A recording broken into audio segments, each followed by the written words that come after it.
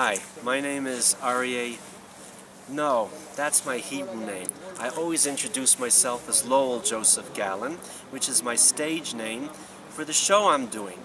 My name is Lowell Joseph Gallin, and I am here with our guest for today's interview, Pascal Carlier. Pascal, shalom. Shalom. My Hebrew name is Aryeh, and Pascal's Hebrew name is Ariel. There's a connection there.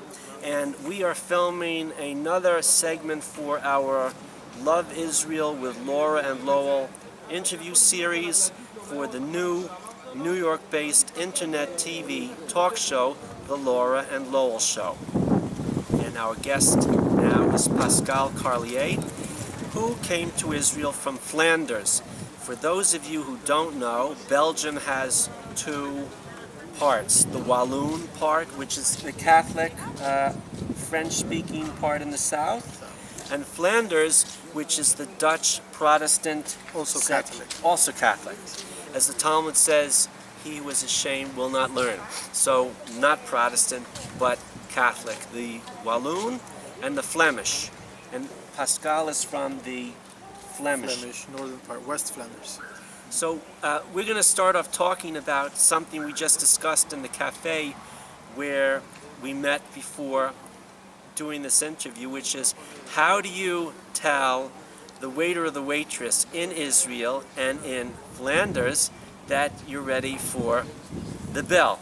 Pascal, do you want to demonstrate?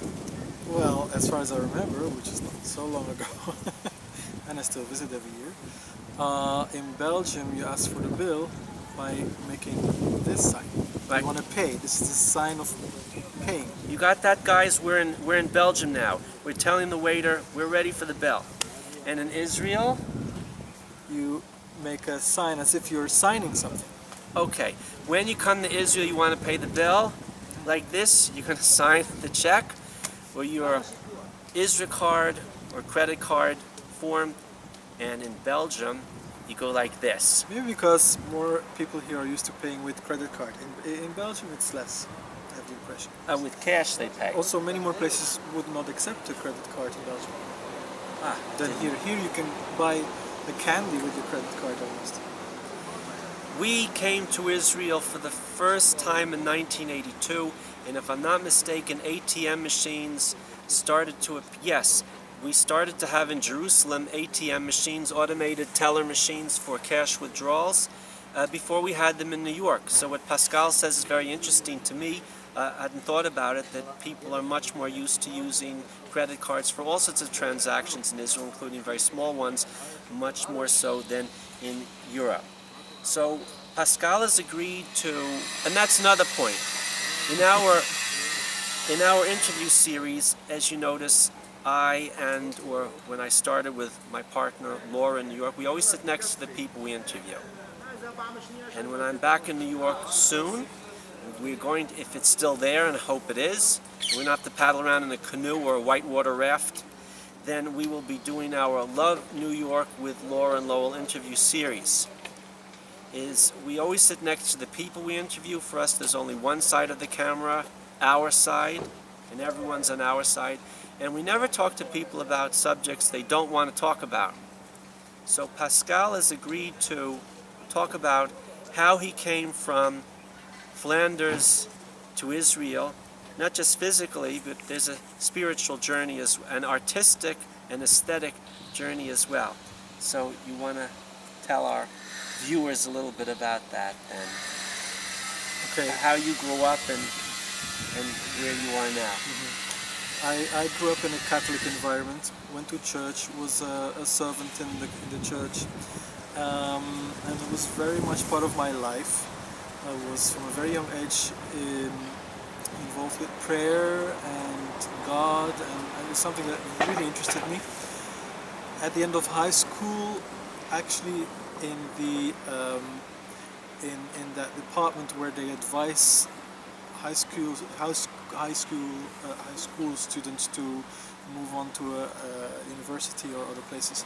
They advise what decisions to make. After I did my tests, they actually advised me to become a priest, because a priest or an actor, which doesn't seem to be very related. but to become a priest was not at all my thing. For one reason, that I love women and I wanted to become married. But they were right in that aspect, that I was very much interested in religion or spirituality or the higher thing that connects us all. But at a certain age, let's say around 15, 16, I didn't feel at home anymore in Catholicism and left it behind. And in the years to come, I seeked and found all kinds of things that were satisfying me in certain periods on a spiritual level, which was more in the direction of Eastern philosophies and Taoism and ways of life that reflected this. Until I met my present wife, Bathsheba, in a macrobiotic summer camp in Oxford. That was love at first sight. She was and still is a macrobiotic cooking teacher, and there she was a chef in the kitchen for 500 people. It's called One World Camp, and I was a volunteer assisting her in the kitchen. 10 months later, she came to Belgium, where we married, and she lived with me 2 years until I joined her to Israel. In the meantime, I visited Israel a lot. I fell in love totally with the people here, with the country, with the beauty, with so many things. And now I'm here for 9 years and feeling very much at home. I even converted to her religion, to Judaism. And now that's where I am now. You mentioned priest and actor, and what do they have to do with each other? Well, one very well-known priest who was an actor was Pope John Paul II. And when he was young in Poland, he was a boxer and an actor. And I don't know if he did that before he became a priest or while he was a priest. He was also involved in the resistance to the Nazis. And it's not well known or publicized, but a friend of mine in Rome told me that as part of his work in the resistance against the Nazis and saving Jews, maybe they felt the story I'm about to tell you doesn't sound so good for a pope who's supposed to be a man of peace, but I don't have a problem with it. Some Nazis were coming to get some Jews, and Pope John Paul was a very strong young guy. He was a boxer, and they didn't get the Jews because he killed them. As far as I can see, that's being a man of peace, doing what you have to do. That was never publicized. It didn't fit with the image that they wanted of a pope, the Catholic Church.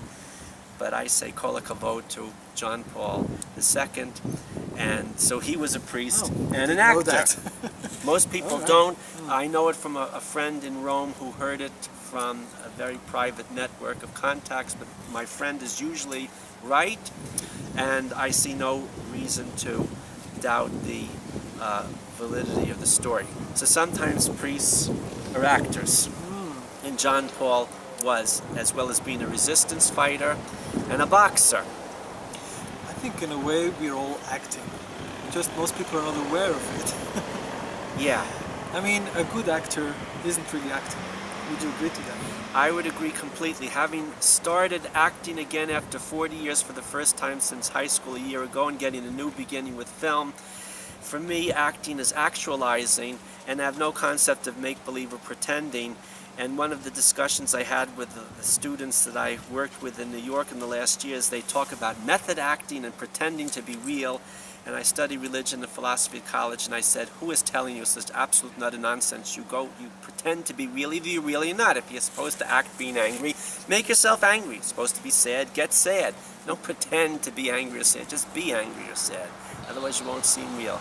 So that acting is what most of us do most of the time, all day long. And one of the reasons people with Asperger's profile like acting is because of the defined role playing. And so I agree with Pascal that real acting is actually actualizing, and it should be therapeutic for both the person who does it, the other actors, and for those who watch it. I think the best form of theater is participatory theater, in which everyone's a participant and no one's a spectator. I don't see how you can really do that with a movie, but you can certainly do that with plays and drama therapy. Pascal has also agreed to tell us a little bit about his incredibly diverse creative work in the world of the arts that he's been involved with both before he came here and in Israel. We're going to be doing more interviews. The first one is just an introduction. Tell their stories. So what do you care to share with our viewers about that world that you've been involved with here? And you've been a DJ, and you've been an actor, and a graphic artist in so many different areas. Well, before I came here, I was actually a Feng Shui consultant, and I decided not to fully continue with this over here because I felt that was not really my calling anymore. How about telling them what Feng Shui is? As the Talmud says, as we discussed, he who is ashamed will not learn. I don't necessarily assume you know what that is. You may have heard of it, but you may not know what that means. Could you give a little introduction to Feng Shui? Yes, Feng Shui is, it comes from Chinese. Feng Shui, water and wind. It's the art of understanding the influence of your environment, at home, at your work, in your bedroom, wherever, on your life. And how you can change your environment and affect and improve your life or work situation through that knowledge. You were teaching Feng Shui back in Belgium. Giving lectures, teaching, appearing on the media, and giving consultations to businesses and private people. But as I said, it didn't feel like this continued to be my calling when I moved to Israel. I wanted to especially here integrate and deal with people every day, morning till evening, speak the language. So here I did all kinds of professions. At a certain point I did the course in graphic design. Here? Here, yes. Where did you do that, at the Betzalel school? No, not such a serious educational center. There it takes years, 4 or 5 years. I did a 1-year course in, forgive me, I forgot the name right now. Computer graphics design. Yes. And then I found a job doing this. I did 1 year I worked as a graphic designer at a company. I worked also as an independent graphic designer, which was also not so much my thing. You need to have a certain character to be an independent graphic designer, especially in Israel. There are many, and it's. You mean there's a lot of competition here? Yes, and you need to have the omits, they say in Hebrew. Omits is courage, or fortitude. Yeah, you have to also do. Most of it is marketing. You have to get yourself out there. You have to. That's not so much my thing. So you didn't go that route? No. You went to work with a company then for graphic design. Right. And then I moved where I'm working now to an organization which is called the Elijah Interfaith Institute, which promotes interfaith dialogue and education, offers education to anybody around the world. Is that with Rabbi Alon Gershon Gottstein? Alon Gershon Gottstein. Gershon Gottstein. Hi Alon, we haven't spoken in years. I'm very glad to hear that Pascal is working with you. I admire your work. That's the Elijah. Yes. Elijah School. Interfaith Institute. Right.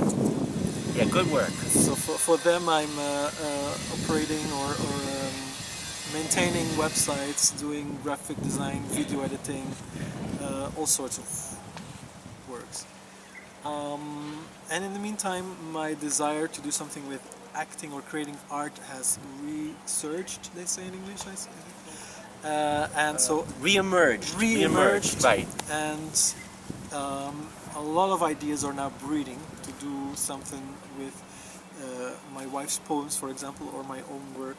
Let's add a footnote here. Yes. Pascal, what's the name of your wife, Batsheva, you mentioned? Batsheva Carlier. And she works She actually works part-time in alternative tour company for German Christian tourists. The macrobiotics And a microbiotic cooking cook teacher. and teacher. And consultant. What kind of art does she do? Painting, drawing, sculpture? What medium is she working in? She writes poetry, Hebrew She's poetry. a poet. Yes. She's about to publish her first book. Ah, it's exciting. I'm really looking forward to that, and I hope to do something with her poems in more an audio-visual way. That's one of the projects I'm reading on. Yeah, that's exciting. So, could you tell us a little bit more about your work with the group in Oxford? Yes. You mean the in spring there was a biannual conference? Yeah, for the- just gonna adjust this a little. I'm my own cameraman here. So I just adjusted the camera by moving the tripod to make sure that Pascal is more in the picture. We can see ourselves on the camera, so we know we're both. We know what you're gonna see when this is done. So we're going to Oxford now. We're in Oxford.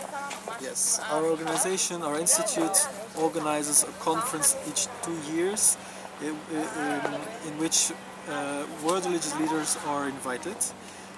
It was once here in Haifa, it was once in Amritsar in India, in several places. Is this the Elijah? Yes. Elijah. And this spring it was in Oxford. That was the first time I participated, as of course an assistant to the whole event, and cameraman and many things. And that was the theme of the conference was friendship across religions. So that was a very interesting and beautiful experience. It's very, how do you say it, very nice for a cameraman to be present at such an event because it's very colorful. You have as Hindus as well as Sikh people, as Buddhists and Jews and Christians and Muslims all together at a high level. And so the results of such meetings are really wonderful in terms of educational material and video material in terms of interviews. Right now I'm working on editing interviews with those religious leaders. Pascal and I have a lot to talk about. We're going to conclude this first interview.